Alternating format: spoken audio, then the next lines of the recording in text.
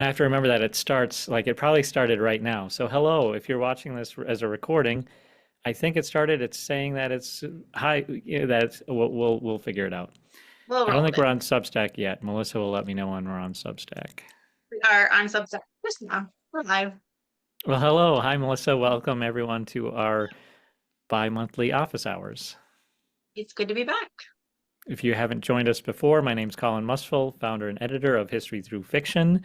And this is Melissa Makarewicz, the literary assistant, and we work closely together on book publishing, historical fiction, book marketing, and we just get together twice a month to talk about industry stuff, what we're working on, what we're dealing with, and to try and use our experience to help you out there to understand the industry better, where you're at, and give you some insight. I'm trying to figure out my technical difficulty side so I can see the comments on our thing, but now it Okay. keeps asking me to participate in the live stream, and I don't want to like mess anything up on my side. So hopefully I don't. Well, well, I do have it open here on my end, and Okay. I see that I'll Jane let. is with us. So hi, Jane. Hello, Jane. Well, I wanted to open things with everything that's going on in Minneapolis right now regarding the immigration and ICE officials here. I live in Minneapolis, which is why I wanted to talk about it. I've been out of town for 2 weeks, so I've actually been watching this on the news and on social media a lot, like everyone else has who's not in the area. I did want to just mention it briefly because I do think it's important that we have these conversations, that we acknowledge what's going on. I do find it very discouraging, very horrible to see what's happening to people being taken off the streets and being ripped apart from their families and being just mistreated in general by federal agents. I myself have not been able to contribute on the ground since I've been out of town, but I did want to say that the small business community here, I live in South Minneapolis, and they have really come together as a community to help those in need. A lot of people are afraid to leave their homes, to go to work, and they're not able to get the supplies they need. So, in particular, I wanted to mention indie bookstores. So, Melissa, we have a ton of indie bookstores in town, and a lot of them have come together to start some of these community initiatives. In particular, comma a bookshop. So that's off Lake Harriet, very close to where I live, and I've just been kind of following them on Threads, and they're doing a ton of community engagement to help people out. And some of those things include raising money for local nonprofits. They've been putting together these information about what to do if you are confronted by ICE or detained by them, and they are just bringing people together. They're promoting local restaurants. A lot of the restaurants in the area are owned by our immigration or immigrants, and they're not able to either work or have their hours open. And also, their clientele is largely immigrants, and those people aren't able to go out and spend money at the restaurants. So, I'm just really proud to see what the community is doing to respond to this federal force that's come in. And I think it's important just to acknowledge all of those things. And if you want to help out, check out Comma, a bookshop, check out Birchbark Books, Moon Palace Books, any of the indie bookstores in the Twin Cities area. A lot of them are helping the community out, and you can help them out simply by contributing, by buying a book from them, by checking out their websites and just seeing what they're doing. Yeah, I know we lived there at the beginning of COVID times, and the bookstores are just amazing in Minneapolis, the indie bookstores. They really have such a strong sense of community too. And especially, like you said, if you don't live in the area, to still support them, there's a lot of ways to do that. Bookshop.org, you can pick them and buy books from. Like, just check out what you can do to help. Yeah. So we did have a question in our chat thread. If you don't know, you can always post a question for us on History Through Fiction's, my Substack's chat thread, and we can talk about it during office hours. So Melissa, what was this week's question? Yeah, so we had a question about what constitutes historical fiction and kind of where does that fall. Someone was writing, I believe it's Vietnam time period, and questioning how far back does it have to be for a book to fall under the category of historical fiction? So there's no clear answer to that. I was looking Mhm. at you on Substack, and you're behind. You were still talking, but anyways, Yeah, I don't have it. There's no real answer for that. I think that the general standard is 50 years. So Yeah. what's 50 years from today? 1976 and before. There's also an argument that it's anything before your lifetime. I was born in 1982, so that would be anything prior to 1982. Um, but there are still a lot of people that are right. I mean, what if you were born in 2001? You would be what, 25 years old? You might be writing a novel set in 2000. Does that count as historical fiction? I'm not sure. So it's open for discussion, definitely. I think anything that requires anything that you didn't personally experience, especially as an adult, maybe it was as when you were a child, anything that you have to go back and get some oral history, do some actual research and documentation, um, anything that is also culturally different. Think pre-internet, think pre-AI, Hey, you know, phones. yeah, anything that really makes you have to step outside of your contemporary views, contemporary way of life, and look at the past and try and interpret it as the past. What do you think, Melissa? Yeah, I agree. Well, first I was mortified when I was thinking of the 50-year rule, and then I was like, oh, 1982, that's like getting really close to 50 years. It's like creeping up on the Uh, historical fiction. I agree. I think you kind of have to get a sense of what else is out there for historical fiction, what's readers' expectations, and putting something from the 90s right now, if you didn't live through it, might still not fit what readers are expecting that to fall under.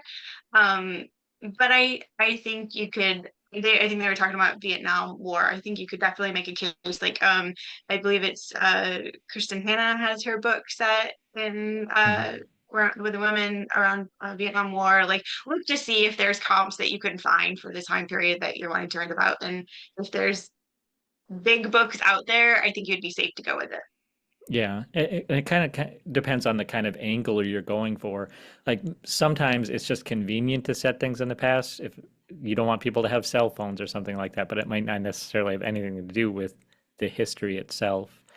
Right, right. I'm editing, well, the one of the novels I'm working on doing a read through and edit of, it's set in both 1974 and 1999. And 1999 is very interesting to me because the main character's son is the same age as I was in 1999, so I can relate a lot to what the son is doing, and it certainly doesn't feel historical in that sense, but a lot of readers today they won't be so familiar with. I mean, they talk about baseball and the Twins a lot, and the Minnesota Twins. Yeah. I lived that stuff, but a lot of people they don't know the Twins until after 2000, and so that would be Yeah. historical for them. Yeah.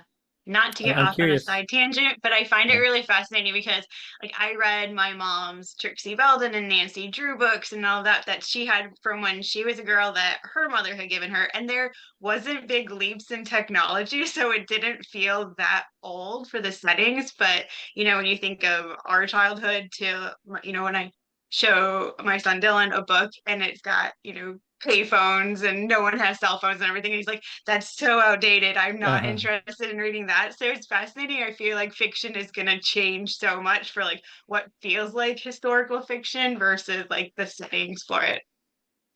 Yeah. Well, and just briefly before we move on, we do have Rick and we have Jane with us. We have Lisa. So if you want to put in the comments, well, what do you think qualifies as historical fiction? I'd be interested to see what you guys think. And leave any questions that if you have any current questions, we're more than happy to throw that into the mix for today as well. Yeah. All right. Well, I had another topic I wanted to cover. Do you want to move on to yours No, go first? right ahead. So this will be interesting. So Jane, she's watching live. She's one of our authors. She asked me recently about getting blurbs, and this comes up with every single author I work with.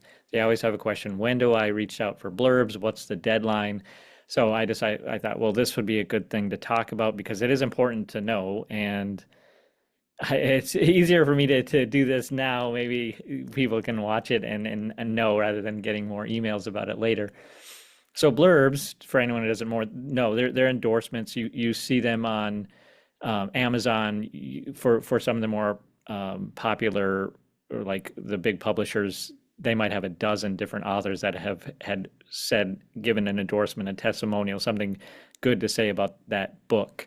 Um, for indie authors, smaller presses, you might find two, three, four, or five of those endorsements.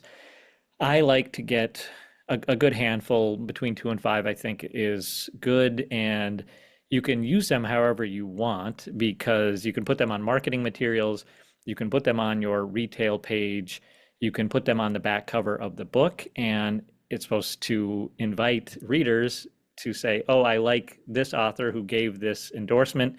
Maybe I'll like the book that now I'm looking at that this author has gotten an endorsement for. And it can be helpful, but who knows? I mean, you don't really know what readers are looking for. Maybe they're just looking for a specific interest.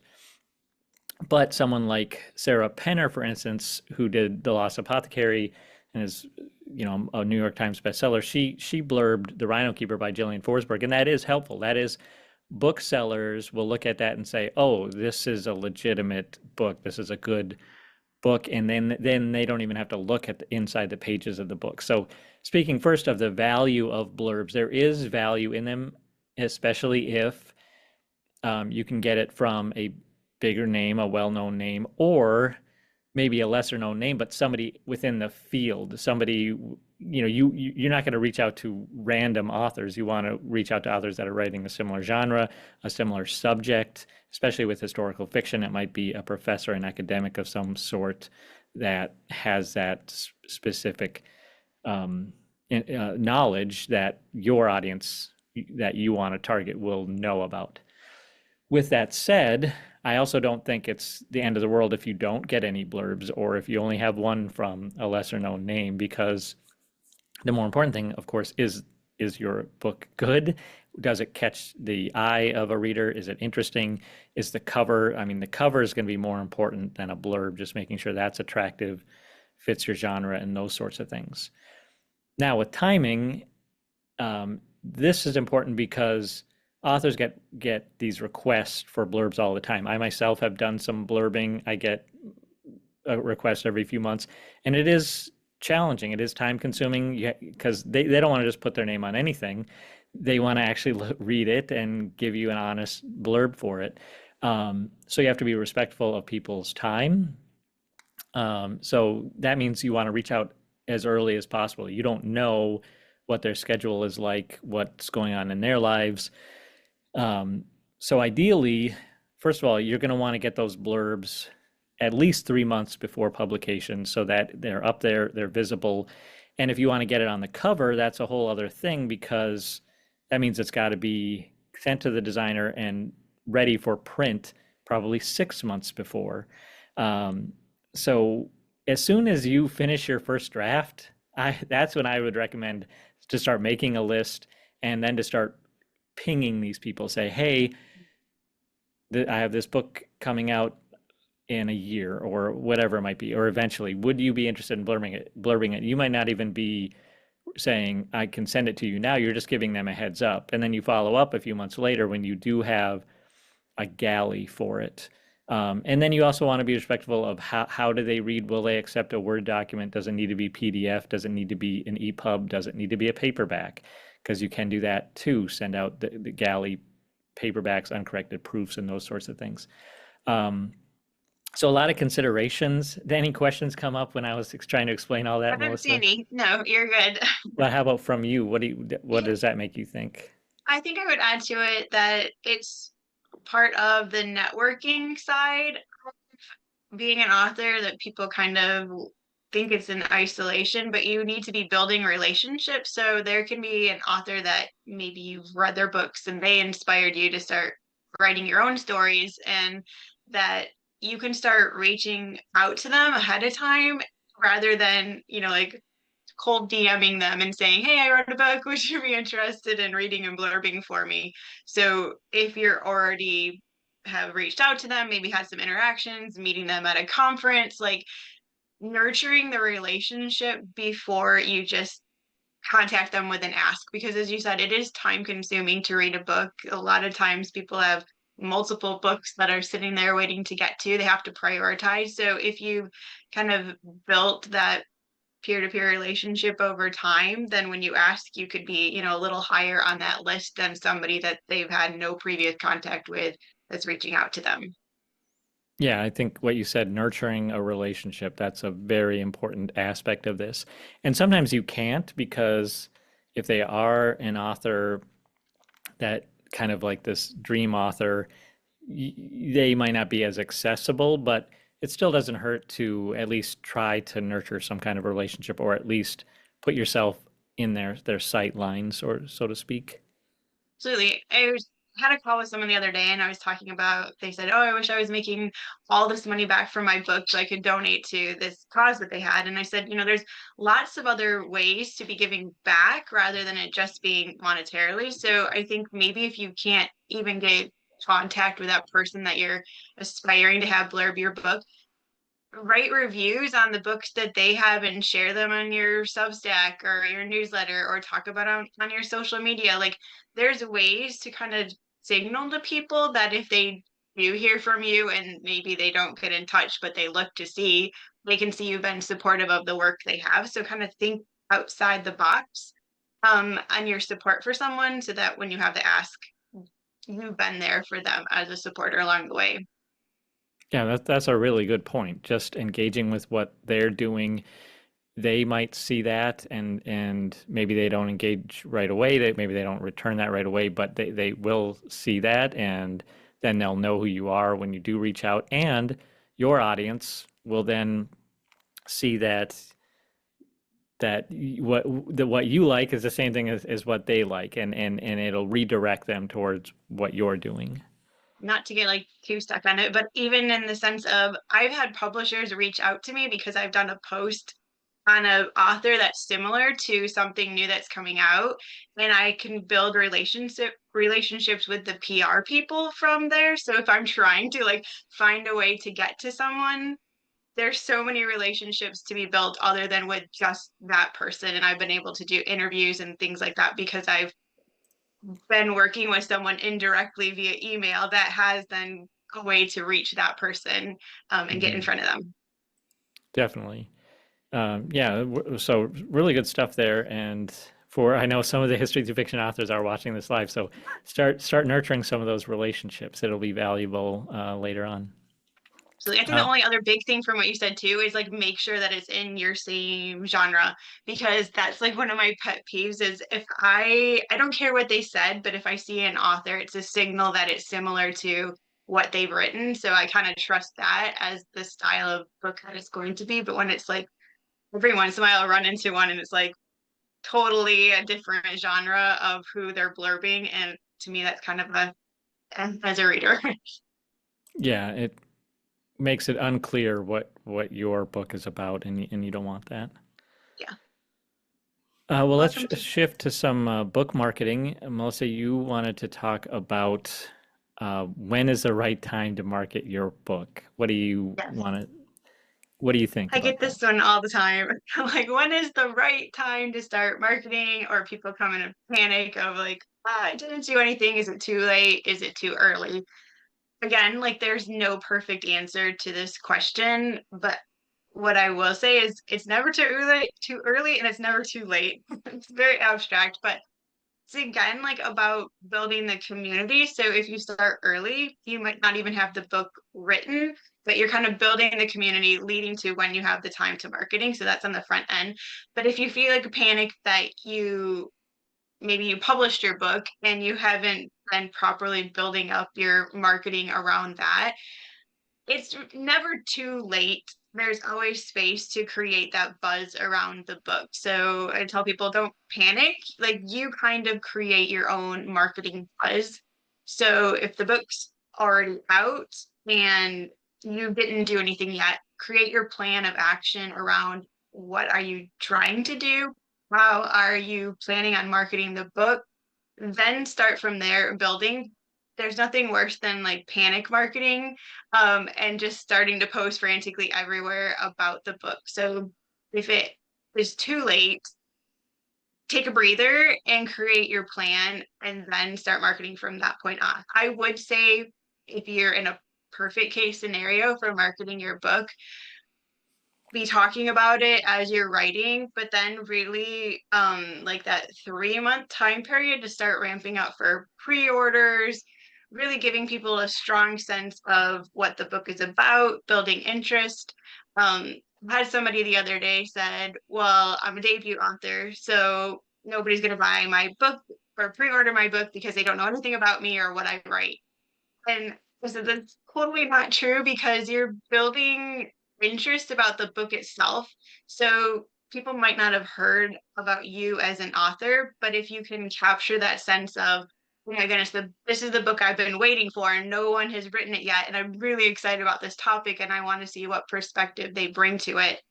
You can still build a very successful um, pre-order campaign off of that.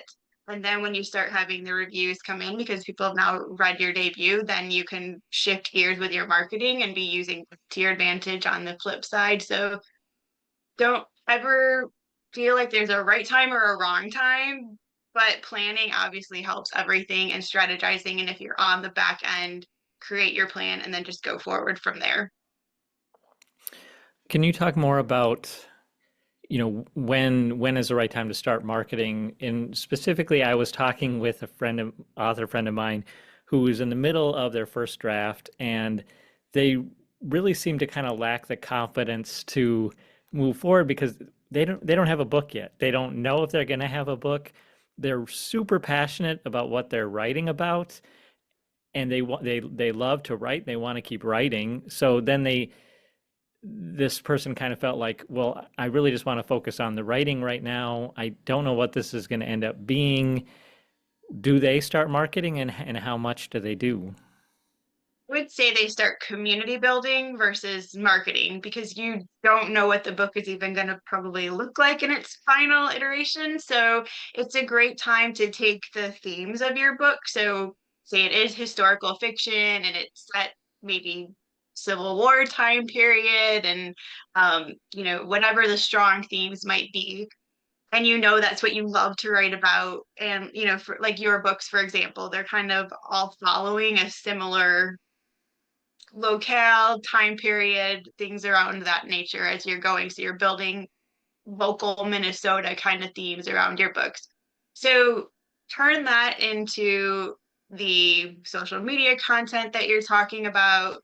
If you're writing Substack or your newsletter, you're crafting around that, the things that you're writing about that you're interested in, maybe books that you're reading for your research, other books from other authors that you love and really um, helped you be inspired to write. Maybe you're visiting local museums as you're working on your book. Show the things that you're passionate about, and I feel like bringing people in with that will then kind of lead you to the right people that are already interested in being readers of the topics you're writing about, the book you have. I wouldn't focus on marketing the book itself. I would just focus on bringing in the community that's interested in what you have to say, your style. Um, you can let that show through in the writing of your newsletters and your Substack posts and let people get to know you through that. And then once the book is kind of like you have your first draft done and you kind of have more of a sense of what the book is going to be, then you can start making a shift to the actual marketing to drive towards pre-orders and sales. Yeah, and speaking as a publisher, I look for that stuff. Publishers look for that. Do you have a community? So if you wait to start this community building or marketing when you start to go on submission, there's nothing to see. I can't see that there's a community behind you that's eager for that book, and so that that does play into our decision making process is whether or not we want to publish a book. It's more obviously than just the writing, and then also there are writers who have maybe published a book or two already. I look, are they staying consistent or did they take 2 years off from book marketing to write their next book, which I know you need to take time off to write the next book. But if you don't show up at all in that time period, that's a red flag from a publisher's perspective. Yeah, and I know like the editing process gets very busy and people kind of get lost to showing up in other ways, but really if you're we've talked about this before, like if you know your strategy behind your social media and behind what you're sharing with your newsletter, really should not be consuming hours of your week in order to create that content and allow you to, maybe you go from a post every day to post 3 times a week, but you should still be able to maintain that consistency even throughout the really busy times, or a week, goes by, but you get right back to it because you know Mhm. what content you're sharing. Yeah. Well, before we wrap things up, I wonder if we can just talk a little bit about the workshop we're hosting on February 10th, Substack for Authors. Absolutely. I'm really excited because Substack is such a great space. And, like we both really enjoy being here. And I love the opportunity that it affords authors to connect with their community, to be sharing the work of other authors as well in such an easy way. I'll let you give the description of what we're going to be talking about specifically in the workshop. Sure. Well, and first, let me ask you, when did you join Substack? It's been, I think, just over a year now. Really? I'm Because horrible at reminder. okay, well, I joined in December of Maybe two. It might 2024. be I two.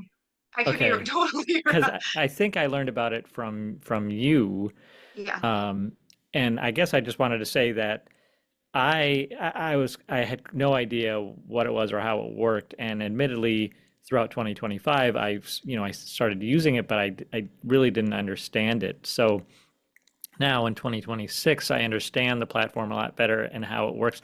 I mean, I didn't even understand the difference between a follower and a subscriber, or notes versus posts, that kind of stuff.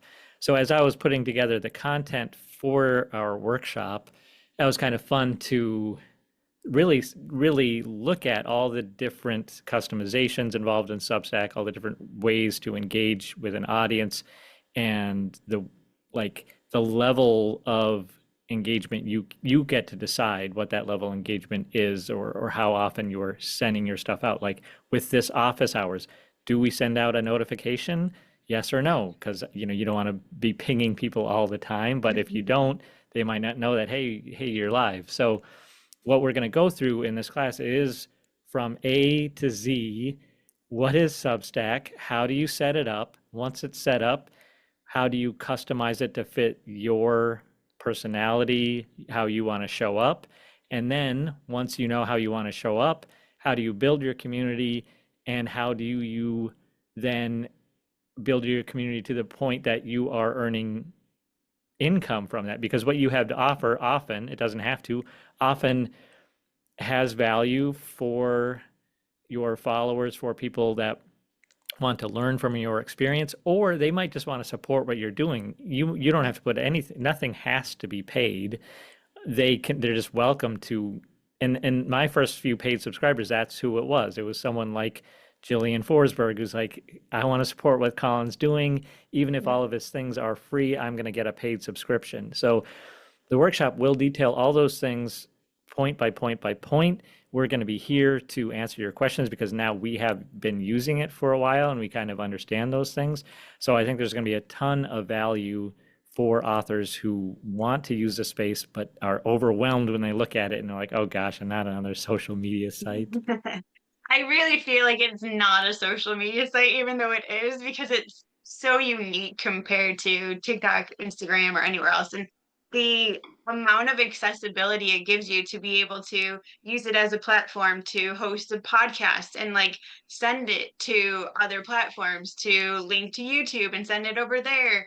I had somebody comment the other day on a post that I made like 7 months ago, and they left a comment on like people can continue to find the work that you've been doing rather than a newsletter going to an inbox and no one ever sees that content again. So I feel like there's so many great possibilities for authors on the platform, and it just keeps getting better. And yes, it has been 2 years. I know. Once I thought about it, I'm writing, time flies when you're on Substack.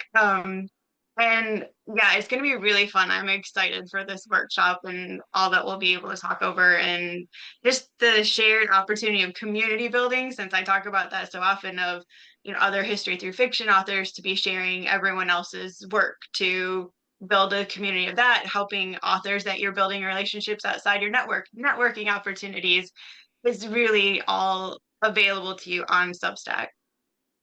Yeah, well, I'm really enjoying the space, and I want my authors to be on it because there's a lot of value in being on it. So hopefully we can have a lot of people. I'll put a in the description for this episode. I'll just go ahead and put a link, a call to action for that workshop, and hopefully we'll see you on February 10th. But if we don't see you then, we'll see you in 2 weeks for our next office hours.